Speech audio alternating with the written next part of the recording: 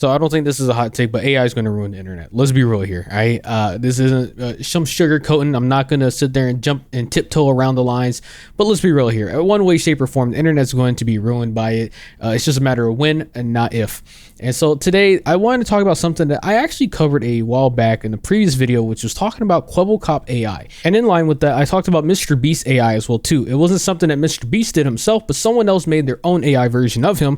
And they were like, wow, look how cool this is. This is only the beginning. This is going to be the future. And if you saw a video, then you know I was going to talk about Kwebbelkop AI again eventually in the future once he started to debut his new revelations and new technology, I guess, that him and his team have been working on, which he finally has now posted a new video that was supposed to be the future of Kwebbelkop AI. He said that him and his team took all the criticisms and they said, all right, we're going to do even better.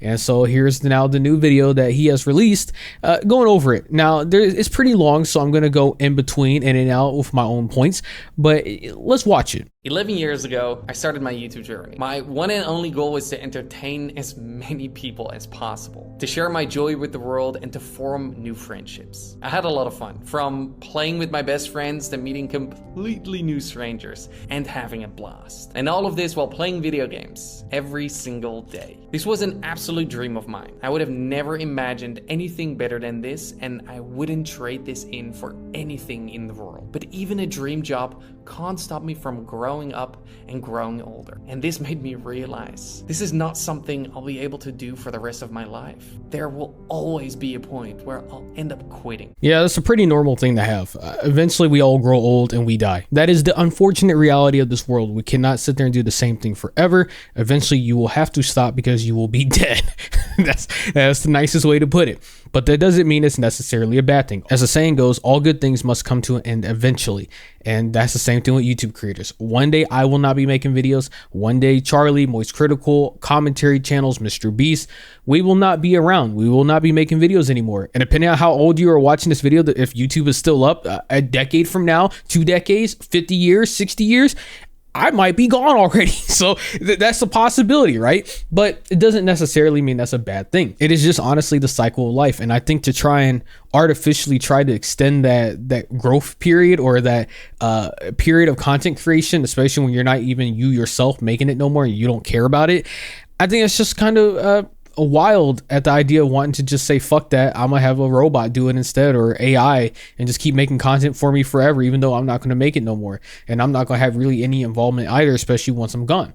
I think this is sad and silly, if I'm being honest. That might be now, that might be 10 years from now, that might be 50 years from now. So I decided to clone myself. I decided to make a virtual version of Kwebbelkop. However, I made a mistake. I thought that Kwebbelkop AI would be accepted and embraced. I thought people would love Kwebbelkop AI as much as I do, both for its exciting technology and its unbound creative potential. And a lot of you did. A lot of you loved it because you understood the vision and you saw where this could potentially go. But there was also a counter movement, a group of people who disliked everything AI stands for, and who really honed in on the quality of the AI, who took every chance to criticize and judge my creativity, my team's hard work, and our storytelling. People... When I was watching this part, I really think it's disingenuous the way it's portrayed or where the narrative is set up for this video. People have a lot of issues when it comes to AI. Some of them are legitimate complaints. Some of them are just personal preferences. But I think to sit there and be shocked and surprised that people are not a fan of it shouldn't really come as a shocker.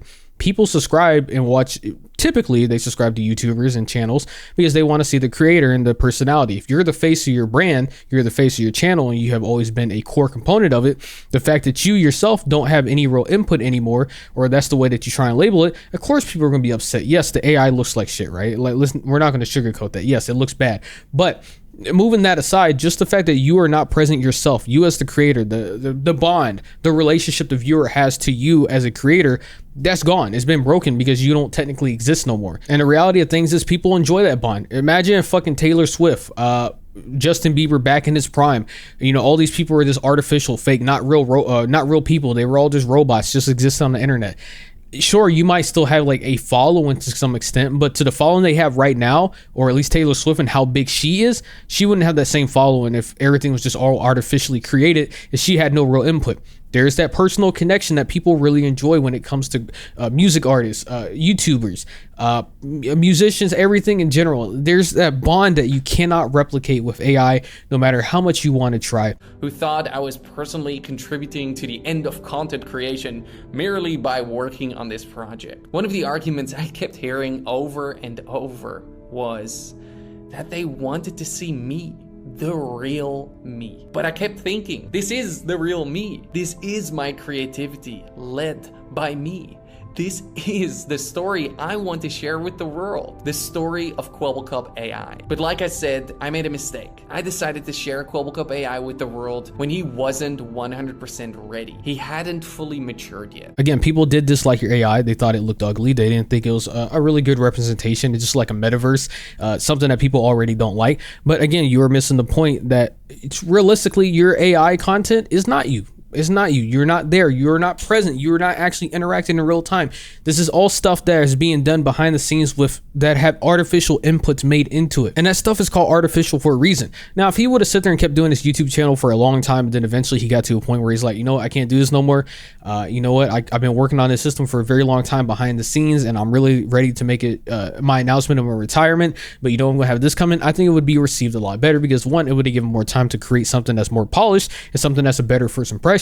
But on top of that, AI is probably going to be a lot more accepted by that time as well too. But at this point in time, you shouldn't be surprised that people are going to sit there and say that it's not you. You can sit there and say as many buzzwords as you want. You can sit there and say creatively that you're behind all this and it's your vision, that you know you still got input or whatever the case might be. But ultimately, it's soulless, lifeless garbage because you're manufacturing content. You're making a factory. You're just churning out videos at this point. You're trying to create a system where you can sit there and just churn out videos left and right, clog up the YouTube algorithms, just have your videos get pushed in everybody's face, just like reaction content. Reactors react to every fucking little thing, and then they make a 40-second clip, a 30-second clip, a 5-minute clip. They're just dumb reacting to just random shit and posting on YouTube, and then they already know they got a big following, so they use those impressions and they take it away from other people to actually make genuinely great content. And that's the way YouTube has been going for a very long time. It's not like it just started. It's not like Kwebbelkop was the downfall of creators, but the reason I could see people saying that he's a downfall of creators and why he's the one that's trying to ruin all this is because he's the one that's really making the push right now. You do not have a lot of creators who are actively going out of their way to try and make AI YouTubers or a clone of themselves be their prominent figure of a channel that's always been based on an actual human.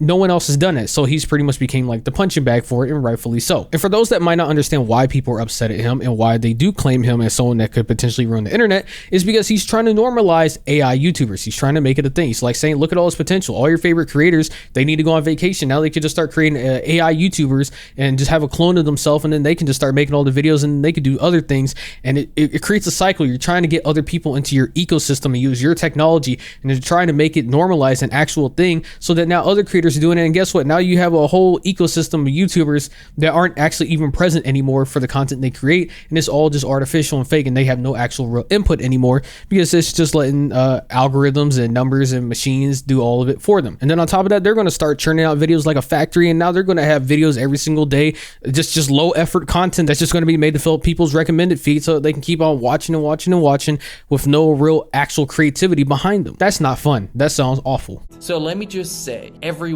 has ever said about Kwebbelkop AI has been heard. Every bit of criticism, every argument for, and especially every argument against, every comment, every email, every tweet. That's why we decided to train a brand new Kwebbelkop 2.0 model with every bit of feedback we've received. And the results, they're astonishing. Every second you've been watching of this video so far has been completely AI generated. The Kwebbelkop you're seeing on the screen right now is not really me. I hope this video provides a better glimpse into the vision that we have for Kwebbelkop AI, and a future in which influencers can use AI to enhance their storytelling, lower the barriers of entry, and share themselves with the world, regardless of any disability they may have. So please consider subscribing and enjoy the story the real Kwebbelkop wants to tell, the story of Kwebbelkop AI.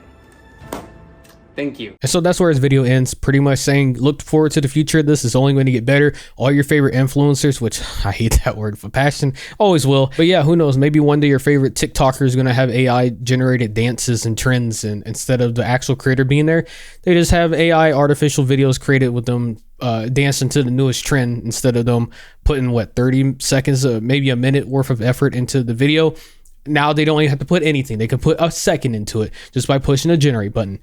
Who knows? Maybe that is the future, or maybe I'm just delusional. Anyways, I already know that this is going to be widely accepted one day in the future. I'm just at this point, it feels like an old man, but an old man ranting about future technology that personally I do think genuinely harms content creation, at least on YouTube and any other platforms. Because once you start adding a machine in this sense, it's already, and don't get me wrong, like I said, I'm not naive. I know that this has already happened. There are plenty of YouTube channels that already exist that pretty much already operate under the notion of already working like a factory. I see it all the time, at least for like video gigs and just people looking for people that can just narrate a video or to edit videos and just add all these clips. It's like video essay channels. You'll see a fuckload of them. They have been showing up so much. And the one way you can tell that it's like pretty much just factory made content is because all of them are lifeless. It's extremely lifeless. Like, sure, they might have some decent edit into it, but you can tell by the presenter of the voice and just the content in general, there is no personality. There is no creative person behind it. And you can tell it's just another fast food video essay channel amongst the many out there that are all trying to capitalize on the market because it's one of the highest contents currently available. Anyways, you made this far into the video. Consider giving a like, subscribe to the channel. Leave me a comment below what you think. Have a great day. Yeah.